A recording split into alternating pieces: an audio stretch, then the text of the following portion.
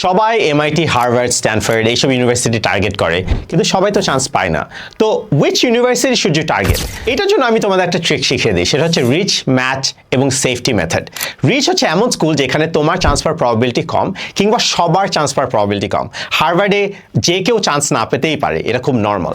Match হচ্ছে সেই সব স্কুল যেখানে তোমার চান্স পাওয়ার প্রবাবিলিটি মোটামুটি ভালো, এইসব স্কুলে অ্যাপ্লাই করলে অন দ্য বেসিস তুমি ইউজুয়ালি 50% প্লাস প্রবাবিলিটি চান্স পাবা।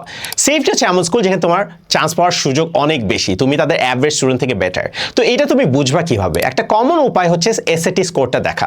তোমার এসএটি স্কোর যদি ওই স্কুলের 50th পার্সেন্টাইলের আশেপাশে হয়, তুমি সেখানে ম্যাচ আছো।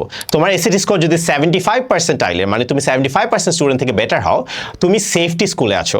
এবং তোমার এসএটি স্কোর যদি 50 নিচে থাকে, 50% স্টুডেন্টের থেকে নিচে থাকে, প্রবাবলি এটা তোমার রিচ স্কুল।